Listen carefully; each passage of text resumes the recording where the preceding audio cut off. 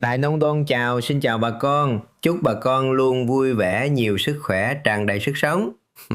Giờ bà con nghe tôi đọc mấy câu này nghe thử coi coi có quen quen không nè. Cúc mọc dưới sông anh kêu rằng cúc thủy, Sài Gòn xa chợ Mỹ không xa, anh đi đâu phải ghé lại nhà, trước thăm phụ mẫu sau là thăm em. Nghe mấy câu này tự nhiên thấy cả một vùng đất Nam Bộ ngày xưa hiện ra trước mắt. Chợ Mỹ trong câu hò ấy chính là Mỹ Tho ngày nay, một đô thị đã hơn 300 năm tuổi, từng được gọi bằng cái tên đầy tự hào Mỹ Tho Đại Phố. Hồi đó Mỹ Tho cũng sầm uất dữ lắm nha bà con, không có thua gì Sài Gòn đâu. Từ từ, không có vội vàng gì hết. Ngồi xuống uống miếng nước, ăn miếng bánh, tôi kể bà con nghe chuyện này nè. Giữa cái lòng thành phố cổ xưa ấy, có một địa danh mà hầu như người Mỹ Tho nào cũng biết. Đó là giếng nước Mỹ Tho.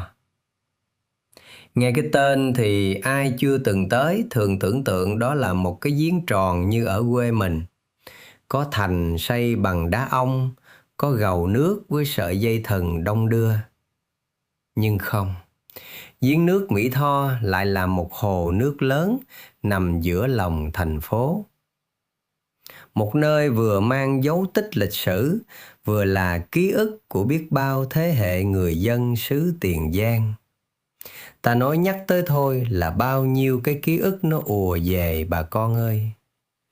Hồi đó giếng nước không giống như bây giờ đâu bà con, mà là hào thành Định Tường, được vua Minh Mạng cho đào vào năm 1826.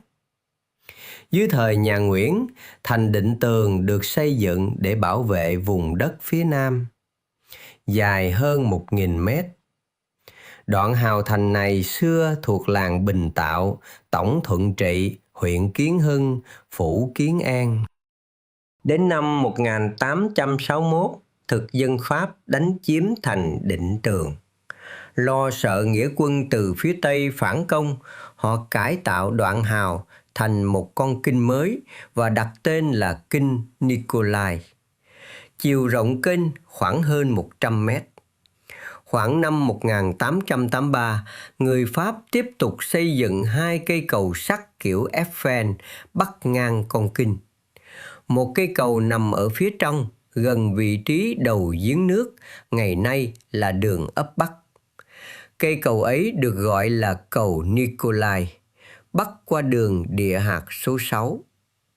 Là cái chỗ đầu giếng nước bây giờ đó bà con, cũng chính là đường ấp Bắc lúc nãy tôi nói. Sát bờ rạch Bảo Định có chợ Thành Trị. Ngôi chợ được lập năm 1954. Tại đây xưa có bến đò qua làng Thạnh Trị. Đây cũng là khu vực dân cư sinh sống lâu đời. Thời Pháp thuộc đã có nhà máy ép dầu dừa, lò heo. Lật ra quyển Nam Kỳ phong tục nhân vật diễn ca của Nguyễn Liên Phong xuất bản năm 1909, có ghi lò heo, lò gạch tro tàn gió bay, mô tả trận bão năm Giáp Thìn 1904. Còn cây cầu thứ hai nằm ở đoạn giữa, không lát ván, chỉ dành riêng cho tuyến xe lửa Sài Gòn Mỹ Tho. Đây cũng là tuyến xe lửa đầu tiên ở Đông Dương thời bấy giờ. Người dân gọi nó bằng cái tên rất quen thuộc, cầu Hào hay là cầu Hào Thành, nay ở đầu đường Lý Thường Kiệt. Những năm ấy, tiếng còi xe lửa, tiếng bánh sắt lăn trên đường rai và hình ảnh cây cầu sắt đã trở thành một phần sinh hoạt thường ngày của cư dân chợ Mỹ.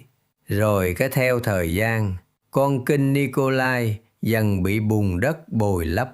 Hai bên bờ lau sậy thì ta nói mọc tùm hết trơn, toàn là cây dừa nước không à, mọc lên ở dọc hai bên con kênh. Ở ngoài nó có cái cống nữa. Thời này thì người ta không có kêu là giếng nước gì đâu bà con, như một con rạch nước chảy ra vô thôi. Hồi đó cũng có ghe xuồng hay neo đậu dừng chân ở chỗ rạch đó. Nước thì cạn dần, nhưng được cái thì hồi đó không có bị ô nhiễm rồi rác thải như bây giờ. Đến năm 1927, chính quyền Pháp quyết định cải tạo toàn bộ con kênh thành hồ chứa nước, phục vụ sinh hoạt cho người dân Mỹ Tho. Nói tiếng làm hồ chứa nước, chứ mục đích ban đầu là họ lấy đất để san lấp những chỗ trũng. Đây là một công trình khá lớn vào thời bấy giờ. Họ chia ra hai giai đoạn. Giai đoạn 1, họ cho hàn kín hai đầu kênh, phá bỏ cầu Nicholas. Giai đoạn 2, thuê tới 300 nhân công từ Hóc Môn, Bà Điểm, Gò Công tới làm việc. Đất bùn nạo vét được chở đi lấp những chỗ trũng trong thành phố. Ban đầu dự kiến chỉ mất có 7 tháng thôi, nhưng đúng lúc ấy, phong trào đấu tranh của công nhân và người lao động ở Nam Kỳ đang dâng cao. Nhiều cuộc biểu tình diễn ra ngay tại Mỹ Tho. Thiếu nhân công, công trình kéo dài mãi đến năm 1933 mới hoàn thành. Và kể từ đó, người dân bắt đầu gọi nơi này bằng một cái tên mới. Người ta thấy nó cũng tròn tròn, vuông vuông, cũng chứa nước dùng sinh hoạt, thấy cũng giống như cái giếng khổng lồ, nên thôi kêu là giếng nước. Có lẽ vì nơi đây cung cấp nước sinh hoạt cho cả thành phố, hoặc cũng có thể vì bà con không muốn dùng cái tên Nicholas do người Pháp đặt. Cứ vậy, cái tên giếng nước dần dần đi vào đời sống. Lâu ngày chẳng còn ai nhớ tới cái tên kinh Nicholas nữa. Chưa dừng lại ở đây đâu bà con, câu chuyện vẫn còn tiếp nữa. Hồi đó, giếng nước không có chia thành hai phần như bây giờ. Năm 1958, khi tuyến xe lửa Sài Gòn - Mỹ Tho ngừng hoạt động, đường xe chạy vào Mỹ Tho cũng thành đi bộ. Con đường được đặt tên là Lý Thường Kiệt. Tên gọi vẫn giữ đến ngày nay luôn. Cầu hào cũng bị tháo dỡ, đắp đất tạo thành đường lộ, chia cắt giếng nước ra làm hai phần. Con lộ chia cắt đó chính là đường Lý Thường Kiệt. Phần lớn dài khoảng 800 m, rộng khoảng 150 m. Phần nhỏ dài khoảng 150 m. Ngày nay, giếng nước đã thay đổi khác xưa nhiều rồi bà con, nhỏ hơn hồi đó. Còn một chuyện nữa, sẵn đây thì tôi kể bà con nghe luôn. Bên bờ Tây, giếng nước có một khu mộ gọi là đất Thánh Tây.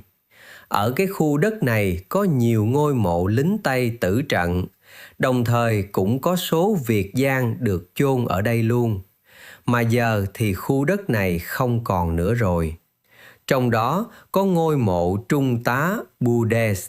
Đây là chỉ huy xâm lược tấn công thành Định Tường, tử trận bởi đạn thần công vào ngày 12 tháng 4 năm 1861 tại Trung Lương. Sau khi chiếm thành Định Tường, thực dân Pháp đã cải táng đưa thi thể Budes vào chôn giữa thành để tôn vinh. Khi đắp đại lộ Budes, nay là đại lộ Hùng Vương, ngày 24 tháng 6 năm 1899, Budes lại được cải táng đưa ra đất Thánh Tây. Sau năm 1980, do yêu cầu phát triển thành phố Mỹ Tho, những khu mã ở đất Thánh Tây bị giải tỏa. Lúc bấy giờ, người ta phát hiện nhiều ngôi mộ trống rỗng, không có quan tài. Thì ra, bọn thực dân xây những cái mộ giả để bọn Tây Sai đặt tràng hoa, mặc niệm, chứng tỏ lòng trung thành. Quên nữa, không biết bà con ở đây có ai từng chơi đạp vịt hoặc là ăn trái cây dĩa ở đây chưa? Tôi nhớ hình như cái chỗ đạp vịt nó nằm ở giếng nước nhỏ thì phải, còn chỗ bán cái cây dĩa hình như là chỗ giếng nước lớn. Hồi đó tôi đi có một lần rồi cái sau này họ ngừng hoạt động đạp vịt luôn. Ta nói buồn dễ sợ. Hồi đó đâu có điện thoại xịn hay rạp chiếu phim như bây giờ, được đi chơi đạp vịt là mừng dữ lắm bà con ơi. Ngày nay, giếng nước Mỹ Tho nằm trong khu vực công viên Tết Mậu Thân. Những hàng cây cổ thụ xanh mát vẫn đứng đó, ghế đá được đặt dọc theo bờ hồ. Buổi sáng, người dân đi bộ, tập thể dục. Buổi chiều, mấy ông già đánh cờ, mấy bà ngồi trò chuyện, con nít thì nô đùa ríu rít. Những cặp đôi cũng ở đây thư giãn, trốn chạy cái ồn ào của đô thị. Giếng nước giờ đây giống như lá phổi xanh của thành phố Mỹ Tho, một khoảng lặng hiếm hoi giữa nhịp sống ngày càng đông đúc. Có những địa danh nổi tiếng vì sự hào nhoáng, có những công trình được nhắc đến bởi vẻ đồ sộ, còn giếng nước Mỹ Tho lại khác.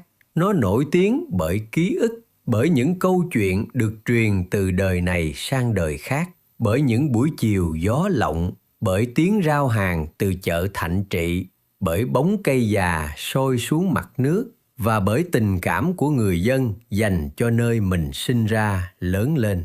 Hơn 300 năm trôi qua, Mỹ Tho đã đổi thay rất nhiều, nhưng giếng nước vẫn còn đó, lặng lẽ như một nhân chứng, lặng lẽ kể lại câu chuyện của vùng đất cổ nhất miền Tây Nam Bộ. Để mỗi khi ai đó nhắc tới Mỹ Tho, người ta không chỉ nhớ tới hủ tiếu hay sông Tiền, mà còn nhớ tới một địa danh thân thương mang cái tên giản dị, giếng nước Mỹ Tho. Còn bà con suy nghĩ sao về nơi này? Hãy để lại bình luận nha. Thôi, chào bà con nha. Nay dừng câu chuyện ở đây. Hẹn bà con mình khi khác tán dóc kể chuyện tiếp.